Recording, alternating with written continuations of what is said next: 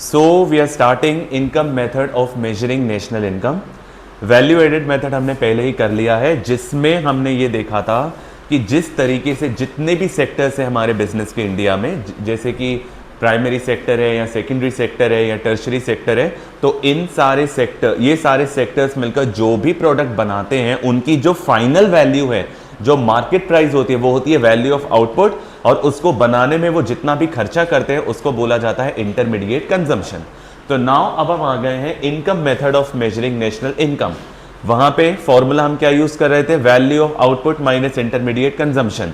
जितने के भी प्रोडक्ट हमने बनाकर मार्केट में सेल आउट किए मार्केट प्राइस में, उसमें से हम माइनस कर देते थे कॉस्ट को बनाने के लिए, और माइनस करने के बाद हमको जो वैल्यू मिलती थी वो होती थी वैल्यू एडेड, और वैल्यू एडेड से फिर हम निकालते थे national income by value added method. अब हम यहाँ पे बात कर रहे हैं इनकम मेथड की। तो बेसिकली इनकम मेथड को याद करने का सबसे पहला तरीका यह है कि आपको पता होना चाहिए फैक्टर्स ऑफ प्रोडक्शन क्या है, क्योंकि फैक्टर्स ऑफ प्रोडक्शन से जो आपको इनकम मिलेगी वही आपको इसमें यूज करनी है। क्लियर है? इधर स्लाइड में आप लोग देखो, the income method calculates national income based on factor income. Land के बदले रेंट मिलता है, एंटरप्राइज के बदले प्रॉफिट है, लेबर के बदले वेजेस एंड सैलरी है, जो भी लेबर को आप प्रोवाइड करते हो, और कैपिटल के बदले इंटरेस्ट है। जब ये सारी फैक्टर इनकम को हम यूज करते हैं नेशनल इनकम कैलकुलेट करने के लिए, तो इस मेथड को बोला जाता है calculation of national income bye income method. ठीक है, डायरेक्ट इसके फॉर्मूला पे आते हैं। फॉर्मूला से भी पहले ये इसके कंपोनेंट्स हैं, ये आप लोग देख लो अच्छे से, ये इसके कंपोनेंट्स हैं जो आपको पता होने चाहिए। Compensation of employees, operating surplus and mixed income. तीन तरह की इनकम होती है जो कि एक बिजनेसमैन के पास आती है, और हमें उन सारी इनकम को फिगर आउट करने के बाद ऐड करना है। तो इससे आपका निकलता है NDP at FC, net domestic product at factor cost, जो अभी आपको उसके आगे समझ में आ जाएगा। अब एम्प्लॉइज कौन होते हैं? जो आपके वर्किंग इंडिविजुअल्स हैं, जो लोग काम कर रहे हैं वो आपके एम्प्लॉइज हैं। एम्प्लॉइज को क्या पे किया जाता है? लेबर, सैलरी या फिर वेजेस। तो कंपनसेशन ऑफ एम्प्लॉइज में क्या आएगा? पहला है wages and salaries in cash. अगर आपने वेजेस पे करे हैं या सैलरी पे करी है कैश में, वो आपको कंसिडर करना है। दूसरा है इन काइंड। काइंड क्या होगा? काइंड का मतलब होता है कैश के सिवा, कैश के अलावा अगर आप कोई मेथड यूज करते हैं पेमेंट करने के लिए, तो उस मेथड को कहा जाता है पेमेंट ऑफ कैश या payment of wages in kind. जैसे कि चेक से अगर आपने पेमेंट किया है, ऑनलाइन ट्रांसफर अगर आपने वेजेस या सैलरी अपने एम्प्लॉइज को की है, तो उसे कहा जाएगा wages and salaries in kind. Next, employers contribution to social security scheme. आज के टाइम पे, नॉट इनफैक्ट आज के टाइम पे, पहले भी एम्प्लॉयज को केवल सैलरी नहीं मिलती है। आप सबने पीएफ सुना है, प्रोविडेंट फंड, ग्रेजुटी होता है, पेंशन फंड होते हैं। ये जितने भी फंड्स होते हैं ये एम्प्लॉय की सैलरी में से काट लिए जाते हैं। ये क्यों काट लिए जाते हैं? ताकि जब एम्प्लॉय रिटायर होगा तो रिटायरमेंट के बाद उसको हम कुछ फंड्स दे सके, ताकि वो अपना घर चला सके, अपनी जिंदगी चला सके। तो employers contribution to social security scheme का मतलब है जब भी आपका बॉस, यहां पे बात कर रहे हैं बॉस की, बॉस या फिर मैनेजर, जो भी एम्प्लॉयर है, तो जो आपका एम्प्लॉयर है अगर वो किसी भी प्रकार का कंट्रीब्यूशन करता है सोशल सिक्योरिटी स्कीम्स में, जिसको प्रोविडेंट फंड कहा जाता है, ग्रेजुटी कहा जाता है, या जिस भी तरह की सिक्योरिटी स्कीम्स होती है जैसे पेंशन फंड होते हैं, तो उसको भी आपको इंक्लूड करना है, क्योंकि ये भी एम्प्लॉइज को प्रोवाइड किया जाता है। कंपनसेशन ऑफ एम्प्लॉइज, नाम से मतलब है आप यहाँ पे एम्प्लॉइज को पेमेंट कर रहे हो, तो एम्प्लॉइज को क्या मिलता है? सैलरी मिलेगी। सैलरी भी या तो कैश में दोगे या चेक में दोगे, है ना। सैलरी के अलावा अगर कोई मॉनेटरी बेनिफिट या पैसों की मदद एक एम्प्लॉयर अपने एम्प्लॉय को प्रोवाइड करता है, तो उन्हें कहा जाता है सोशल सिक्योरिटी स्कीम। क्लियर है? इन तीनों को जब आप प्लस करोगे तो आपको मिल जाएगा कंपनसेशन ऑफ एम्प्लॉइज। ये बेसिकली एम्प्लॉयमेंट पर्पस के लिए होती है। एम्प्लॉयमेंट पर्पस के बाद नेक्स्ट है आपका ऑपरेटिंग सरप्लस। ये बिजनेस के लिए, ये बिजनेस के लिए, ये तो लेबर के लिए हो गया, जो आपके चार फैक्टर्स ऑफ प्रोडक्शन थे जिसमें से एक लेबर थी, लेबर इसमें हो गया। नेक्स्ट है आपका ऑपरेटिंग सरप्लस। ऑपरेटिंग का मतलब होता है आपने अपने बिजनेस में जो भी काम किया है, that is known as operations, और उन काम को करने के बाद आपने जो भी अर्न किया है वो है ऑपरेटिंग सरप्लस। अब इसमें क्या क्या आ जाएगा? पहला है रेंट एंड रॉयल्टी। रेंट क्या होता है? रेंट का सिंपल सा मीनिंग है, आपने अगर कोई प्रॉपर्टी या आपने अगर कोई लैंड किराए पर दिया है, तो किराए पर देने के बाद जो इनकम आपको उससे मिली है, that is known as rent and the rent alike income. जो भी आपने किराए पर दिया है, it could be your property, it could be your land, तो किराए पर देने के बाद जो इनकम आपको उसके बदले में मिलेगी उसको हम रेंट बोलते हैं।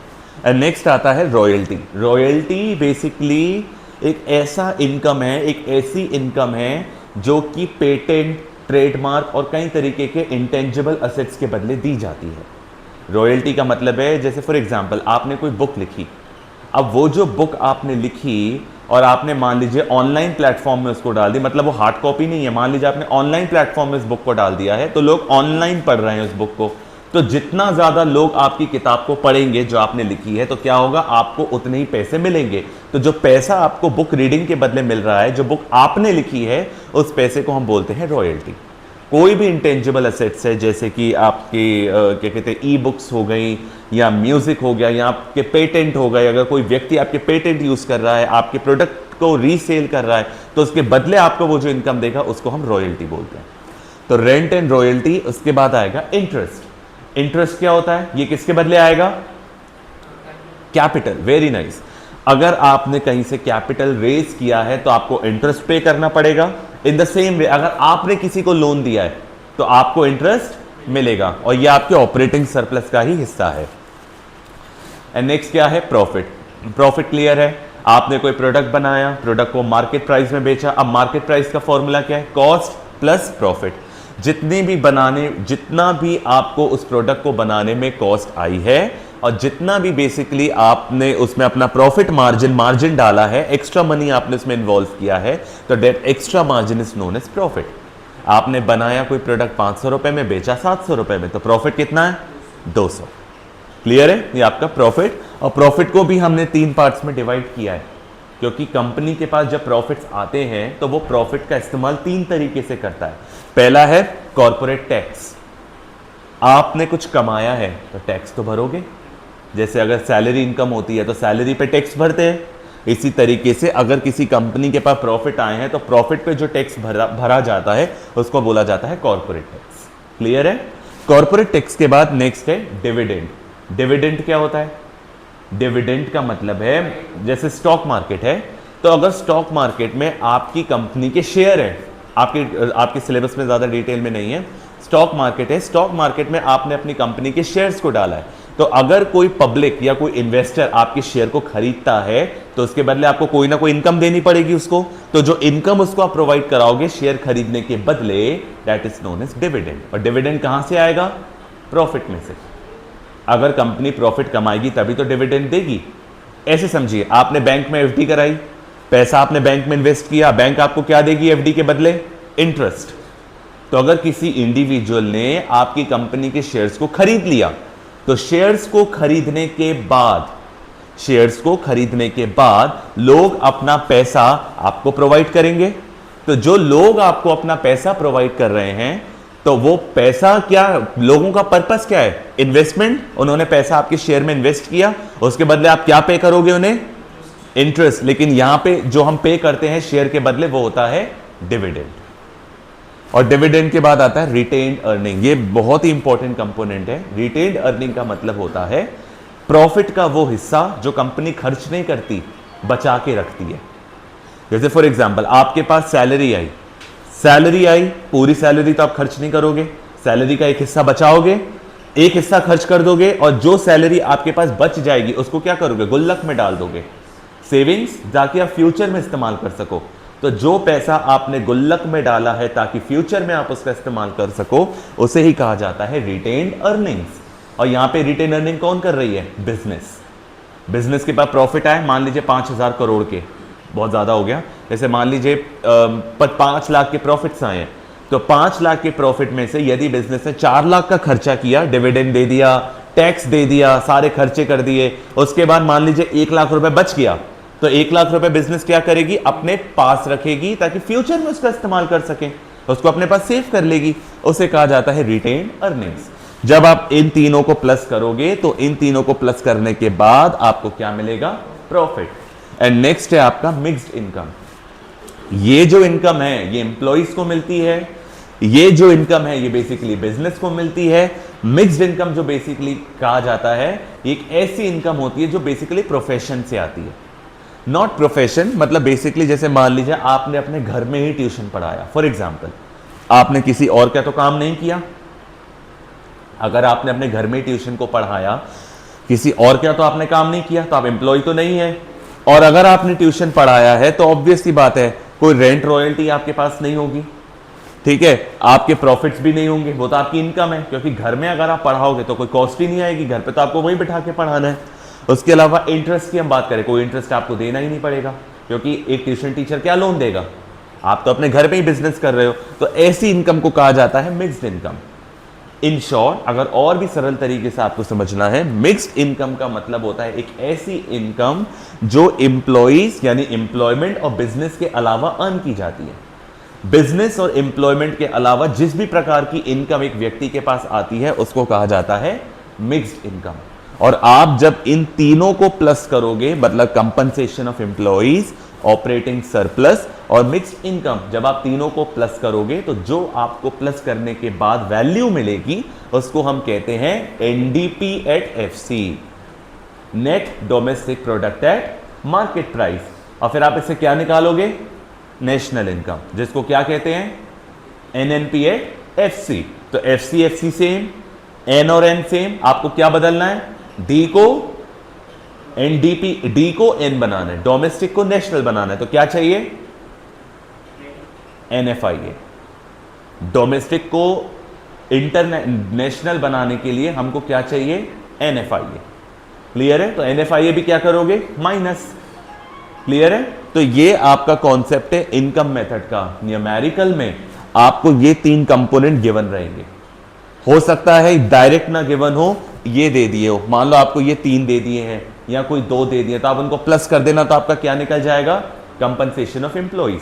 फिर आपको मान लीजिए ऑपरेटिंग सरप्लस में भी ये तीन दे दिए हैं, तो इन तीनों को प्लस करके क्या आ जाएगा, ऑपरेटिंग सरप्लस। और मिक्स्ड इनकम हमेशा अकेले गिवन रहेगा, इसमें और कोई टर्म नहीं आता। जो आपको याद रखना है वो ये दो हैं, कंपनसेशन ऑफ एम्प्लॉइज और ऑपरेटिंग सरप्लस। इन दोनों को प्लस करने के बाद आपको क्या मिलेगा, एनडीपी एट एफसी।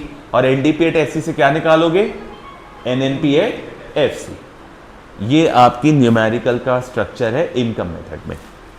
इसको याद रखने का एक और अच्छा तरीका है, ये जो स्टार्टिंग के तीन हैं ये एम्प्लॉइज की इनकम है, कर्मचारी की इनकम है। ये जो बात के तीन है, रेंट, रॉयल्टी, इंटरेस्ट और प्रॉफिट, ये बिजनेस की इनकम है। जो बिजनेसमैन काम करता है और जो वो कमाता है ये उसकी इनकम है। और ये वाली जो इनकम है ये बेसिकली प्रोफेशन में आती है, जब आपने अपने घर से ही कोई काम स्टार्ट किया है और उसके बदले अगर आपको कोई इनकम मिल गई है तो दैट इज मिक्स्ड इनकम। देखो, सोशल सिक्योरिटी स्कीम का मतलब है provident fund, pension plan, gratuity, ये सब कब मिलता है, रिटायरमेंट के बाद। कोई एम्प्लॉय अगर रिटायर हो जाएगा तो ऑब्वियस ही बात है सैलरी तो उसको नहीं मिलेगी, लेकिन उसको जिंदा रहने के लिए पैसा तो चाहिए। तो इसके में हम क्या करते हैं, एम्प्लॉयर यहाँ पे, बॉस यहाँ पे क्या करता है, जो सैलरीज हम इनको पे करते हैं चाहे कैश में या काइंड में, उसमें से एक एक हिस्सा हर महीने काट के अलग अलग कर देते हैं। रिटायरमेंट के टाइम पे अब वो जो पैसा आप काटते आ रहे हो वो जुड़ के बहुत बड़ा फंड हो जाएगा, तो वो सारा फंड हम अपने एम्प्लॉइज को प्रोवाइड करा देते हैं प्रोविडेंट फंड के नाम से और ग्रेजुटी के नाम से। उसे ही कहा जाता है सोशल सिक्योरिटी स्कीम। इसमें एक चीज़ और याद रखिएगा, सोशल सिक्योरिटी स्कीम में इंश्योरेंस के प्लान भी आते हैं। अगर इंश्योरेंस का प्लान इसमें आया है वो इसमें इंक्लूड नहीं होगा। क्यों नहीं होगा, क्योंकि इसमें कंट्रीब्यूशन कौन कर रहा है, एम्प्लॉयर, बॉस कर रहा है। इंश्योरेंस में कौन करेगा, वो कंपनी जहां से आपने इंश्योरेंस लिया है, तो कंपनी तो बॉस नहीं है, तो अगर उसने कुछ कंट्रीब्यूशन किया है उसको आप यहाँ इंक्लूड नहीं करोगे। ये पूरी थ्योरी है। थ्योरी मतलब जो आपको, जो चार्ट आपने बनाया है उस चार्ट के हर एलिमेंट की ये डेफिनेशन है, डेफिनेशन, फॉर्मूला और इनका कोर मीनिंग, तो ये आपको नोट्स में मिल जाएगा। देखिए ये एक चार्ट है इनकम मेथड का, कंपनसेशन ऑफ एम्प्लॉइज, इसमें साथ में rent and royalty, interest, profit और मिक्स्ड इनकम, जब आप इन सबको प्लस कर दोगे, अच्छा रेंट एंड रॉयल्टी, इंटरेस्ट और प्रॉफिट, जब आप इनको प्लस करोगे तो आपको क्या मिलेगा, ऑपरेटिंग सरप्लस। ये जो है ना रेंट एंड रॉयल्टी, इंटरेस्ट और प्रॉफिट, ये किसके कंपोनेंट है, अभी आपने चार्ट बनाया, ये ऑपरेटिंग सरप्लस के हैं। तो जब आप इन तीनों को प्लस करोगे तो आपका क्या आएगा, एनडीपीएट एफसी, जिसे डोमेस्टिक इनकम कहते हैं। फिर आपको डोमेस्टिक इनकम को कन्वर्ट करना है नेशनल इनकम में। क्लियर है? इसके बाद नेक्स्ट आपका इसमें आएगा प्रिकॉशन। प्रिकॉशन इसके बहुत कंपलसरी है, क्योंकि प्रिकॉशन कभी कभी न्यूमेरिकल में दे दिए जाते हैं, और अगर आपने प्रिकॉशन को ध्यान में नहीं रखा तो प्रिकॉशन को ध्यान में ना रखने का परिणाम ये होगा, आप उसको भी इंक्लूड कर लोगे कहीं ना कहीं न्यूमेरिकल में, और आपके आंसर हमेशा गलत होगा। ये कुछ चीजें हैं जो आपको इंक्लूड नहीं करनी है, जिसमें सबसे पहला है ट्रांसफर इनकम। क्या होती है ये? तो बिना किसी एफर्ट के, बिना किसी सर्विसेज को दिए आपको मिलती है। जैसे फॉर एग्जांपल ट्रांसफर इनकम में क्या आएगा, scholarship income, charity, donation and scholarship etcetera, ये आपकी ट्रांसफर इनकम है। ओल्ड एज पेंशन एटसेट्रा, इसके लिए आपने कोई काम नहीं किया, लेकिन ये आपको तो भी मिल रही है, बिकॉज ये आपका राइट है। क्लियर है? तो ट्रांसफर इनकम को आप इसमें इंक्लूड नहीं करोगे। वैल्यू एडेड मेथड के ये सिमिलर है। इसके बाद second hand goods, same point है उसके। सेकेंड हैंड गुड्स अगर आपने बेचा है या खरीदा है, उसको आप इंक्लूड नहीं करोगे। क्लियर है? इंक्लूड क्यों नहीं करेंगे? क्योंकि इससे आपको जो इनकम मिली है वो आपने पहले ही इंक्लूड कर ली है, क्योंकि ये सेकेंड हैंड है, उससे पहले कोई खरीद चुका है, तो वो ऑलरेडी इंक्लूडेड इनकम मानी जाती है। इसके बाद income from sale of securities. Securities का मतलब है अगर आपने किसी कंपनी के शेयर, डिबेंचर या बॉन्ड, कंपनी के शेयर, डिबेंचर्स या बॉन्ड जिसका इस्तेमाल करके एक इंडिविजुअल इन्वेस्ट करता है और कंपनी पैसा रेस करती है, अगर आपने बॉन्ड, शेयर या डिबेंचर को सेल किया है और इसके बदले आपको जो पैसा मिला है उससे आप इंक्लूड नहीं करोगे। क्लियर है? क्योंकि ये बिजनेस का पार्ट नहीं है। इसके बाद नेक्स्ट आएगा विंडफॉल गेन्स। क्या होते हैं विंडफॉल गेन्स? विंडफॉल गेन्स का मतलब है ऐसी इनकम जो आपको पता नहीं थी लेकिन सडनली वो आपको मिल गई। एक ऐसी इनकम जो आपको पता नहीं थी लेकिन वो सडनली आपको मिल गई, जैसे कि लॉटरी। लॉटरी में आपने नाम तो दिया, क्या आपको मालूम था लॉटरी में आप ही का नाम पॉपअप होगा? नहीं, लेकिन एट द लास्ट लॉटरी में आप ही का नाम पॉपअप हो गया, तो वो लॉटरी इनकम आपकी हो गई। तो ये क्या है? Unexpected gain. आपने सोचा भी नहीं था लेकिन आपको क्या हो गया? फायदा हो गया, अनएक्सपेक्टेड फायदा। यहां से कोचिंग से आप घर जा रहे, रास्ते में 1 लाख रुपए पड़े मिल गए, तो क्या सोचे होंगे? लेकिन अगर वो रास्ते से मिल गए, ऑब्वियस सी बात है आपके